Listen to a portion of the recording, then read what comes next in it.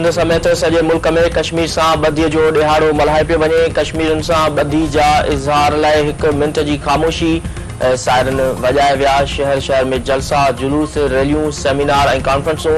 वाला पुल वटि इंसानी हथनि जी ज़ंजीर ठाहे वालारल कश्मीर जी अवाम सां ॿधी जो इज़हार कयो वेंदो। हुकूमत कश्मीरी अवाम सां ॿधी जे इज़हार लाइ आम मोकल।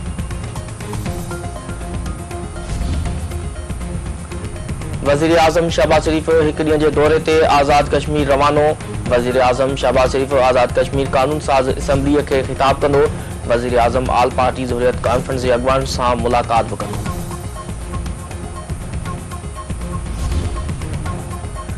सदर आसिफ अली ज़रदारी ऐं वज़ीर आज़म शहबाज शरीफ़ तरफ़ां कश्मीर जी हिमायत जारी रखण जो अज़म।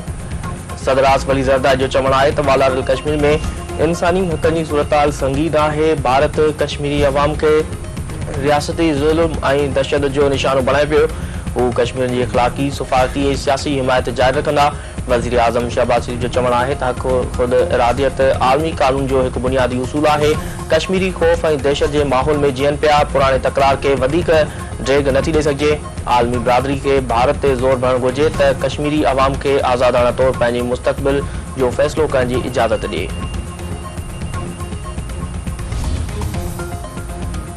पाक फ़ौज पारां कश्मीर जी ॿधी जे ॾिहाड़े ते कश्मीर जी मुनसिफ़ाणी जदोजहद जी हिमायत जो वर्जाउ।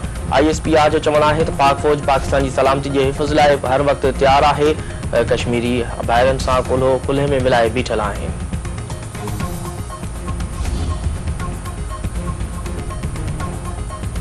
सूबाई घरू वज़ीर ज़ियाउल हसन लंजार जी सदारत हेठि DIG सखर ऑफिस में अमन बाबति गॾिजाणी प्रिया कुमारी केस जो जाइज़ो वरितो ऐं वधीक हुकुम जारी कया। ज़ियाउल हसन लंजार जो चवणु आहे त कंहिं बि बेगुनाह शख़्स खे केस में नामज़द न कयो वञे। फ़रियादी कंहिं बेगुनाह खे केस में मुलविस करणु चाहे थो त दबाव खे नज़रअंदाज़ कयो वञे। ओॾो जी दुनिया छॾींदड़नि जी कानूनी मदद सां गॾु ख़ानदान जी सार संभाल कई वेंदी।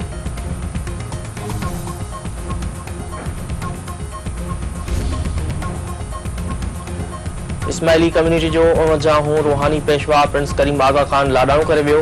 प्रिंस करीम आगा खान पुर्तगाल जी राजधानी में 88 वरनि जी जमात में दम ॾिनो।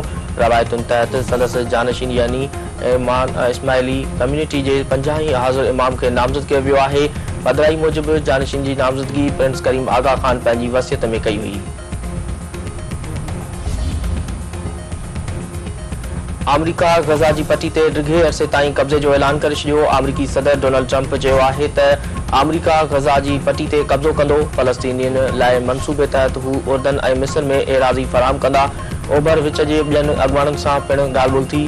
खेनि फ़लस्तीनियुनि खे गज़ा मां मुंतक़िल करण जी आइडिया पसंदि आई। हू इसराइल, गज़ा ऐं सऊदी अरब जो दौरो कंदो। सऊदी घणो मददगार साबित थींदो।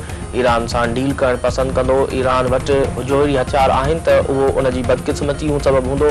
इसराइली वज़ीर आज़म नेतन्याहू चयो त ट्रंप जो मनसूबो तारीख़ तब्दील करे सघे थो। हू ऐं अमरीकी सदर चाहिनि था त ईरान कॾहिं बि एटमी हथियार तयारु न करे।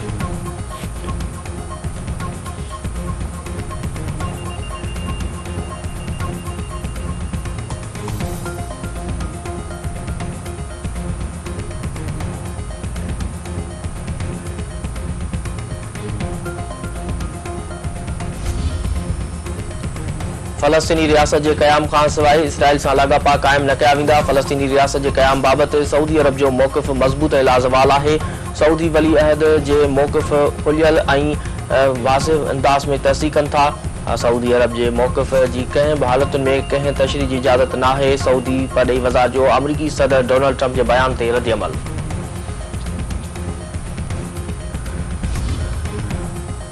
ऐं टे मुल्की सीरीज़ में शिरकत लाइ न्यूज़ीलैंड ते टीम ऑकलैंड खां दुबई रस्ते लाहौर पहुची वई। महिमान टीम अॼु मुकमल आराम ऐं सुभाणे प्रैक्टिस कंदी। टे मुल्की सीरीज़ जी पहिरीं मैच पाकिस्तान ऐं न्यूज़ीलैंड विच में 8 फरवरी ते कज़ाफ़ी स्टेडियम लाहौर में खेॾी वेंदी।